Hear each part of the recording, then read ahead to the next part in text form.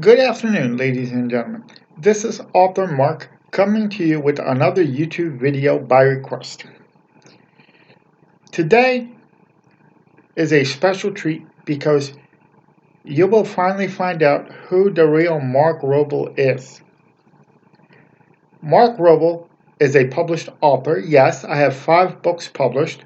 They're available worldwide. Their titles are Progressive Credentialism versus Ageism, The American Holocaust, Start of the Coming Civil War, The Fall of the American Empire, and The Unknown Secrets of World War II. I also have spent 20 years in the United States military, and today I'm going to talk to you about a topic that most of the talking heads on the news outlets talk about. They say, we know what communism is, that Vladimir Putin is a communist, blah, blah, blah. But today, I'm going to give you a special treat because I'm going to tell you what is it like to grow up under a communist system. Yes, I'm a son of a Polish immigrant who came. My father's name was Roman. My father came to this country in 1986 to the United States, and I came to the United States in 1988. And I'm going to tell you a little bit about what it was like to grow up under the communist system. I was born in 1977, and growing up under a communist system, it is not easy. What you have to understand what communism is a totalitarian, brutal system. Now, what you have to understand, in a communist system, there is no such thing as freedom of speech. For example, under a communist system, for making an innocent joke. I can give you an example. For example, if somebody said under a communist system, this type of a joke said, how many senators does it take to screw in a light bulb? You could have been, if somebody heard you and reported you to the secret police, then your family, your whole entire family, because of that innocent joke, could have been rounded up and put in cattle train and deported to Siberia. So, like I said, under a communist system, there is no such thing as freedom of speech. For example, if you wanted, under a communist system, if you wanted to have a telephone put in your house, you didn't call Verizon to have your phone and say, oh, Verizon, could you come today and have your phone installed? That's not how it worked. You would have to you had to fill out an application, and you would have to state your reasons. Why do you need a telephone in your house? And you actually had to prove that what was your need for a telephone. I mean, how stupid is that? That you would have to ask the government's permission in order to have your phone put in. Well, but unfortunately that's how communist system worked. Now, you have to understand also is that under a communist system, your food was rationed. We had what we call ration cards. For example, a family of 3 was each month, and this was month by month basis.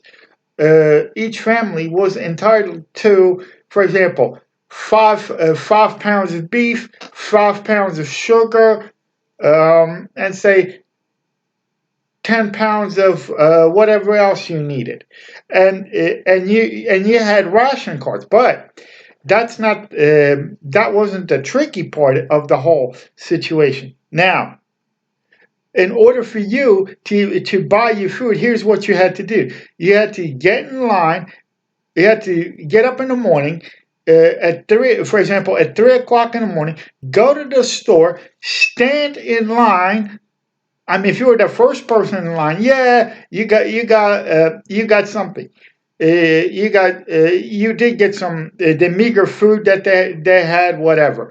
But if you were the like if you were the 10th or 100th person in line at the grocery store, because the lines were, were around the block. So if you're the last or 10th person in line, by the time you got into the store's door, there was nothing left. So your food was definitely. I mean, the food. There were food shortages.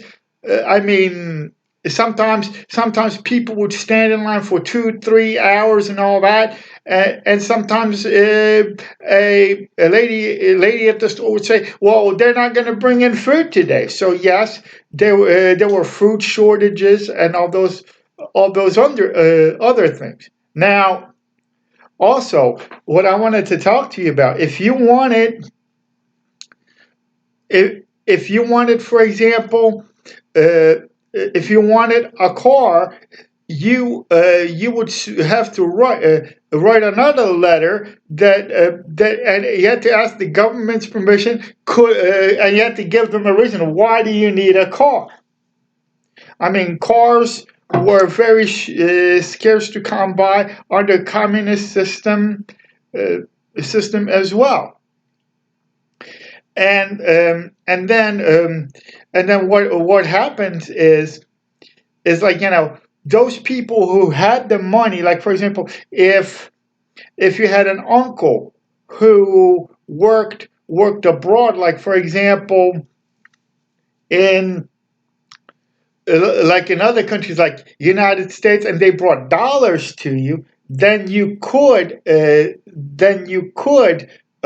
exchange the dollars for that, and you could live a little bit better. But for an ordinary Polish citizen under a communist rule, I mean, living under the communist rule, because you had no freedom of speech, no, I mean, your food was rationed. Oh, let me tell you this story. Now, if you wanted to get a washer in your house, or, regular washer to wash your clothes and all that other thing, under a communist system, you had to go to the appliance store. They would put your name on a list, and you still would have to get in line, and you would have to hold 24-hour shifts until the washers arrive. For example, if if you were working if you were working, then you went then your wife would have to go and your wife stayed home, so your wife would have to go to the store, stand from 5:30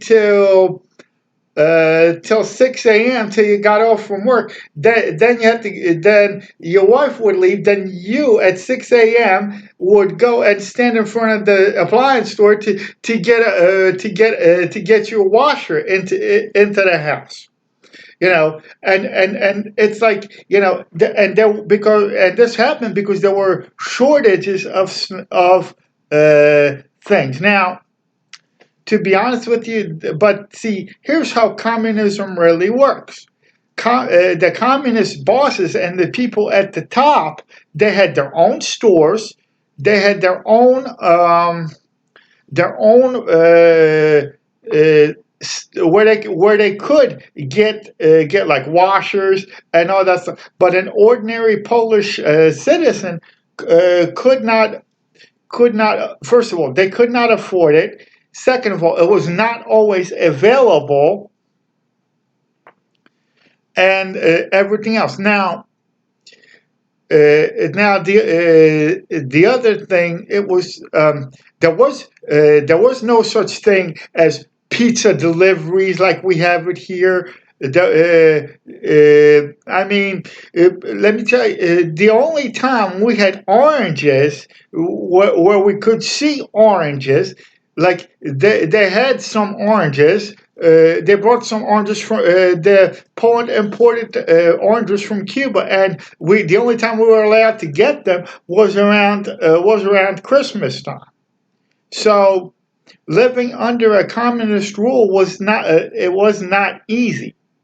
Now, see, what I do notice in America, in this country, people have it too good. I mean, you get your pizza delivered, um, for example, you get your cable TV, you get internet that works, and it seems to me that American people do not appreciate what they actually have in this country. I mean, your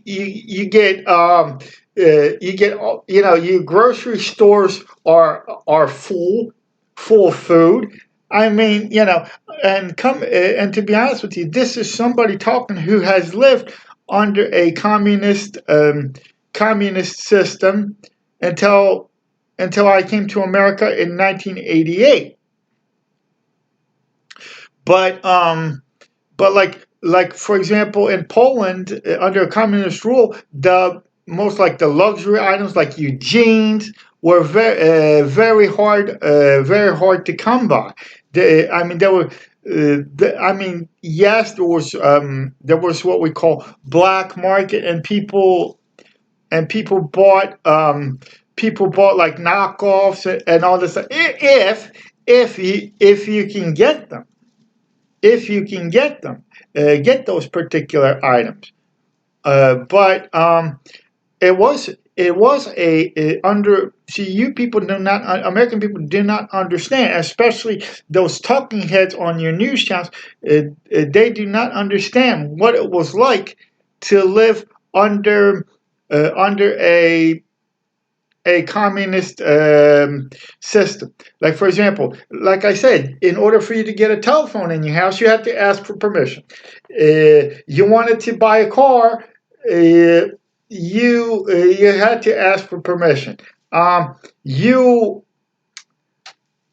You wanted, for example, a stupid item like a washer to wash your clothes, like a regular washer to wash your clothes. You had to stand in line for sometimes 24. You had to stand in line in weeks in order to get the like a washer to wash your clothes in.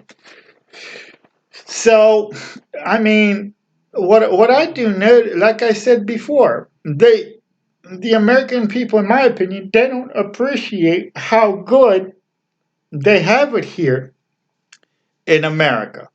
And you guys, if you guys like this, then please give me a thumbs up on YouTube. Make sure you hit the notification bell and make sure that you guys subscribe to my channel.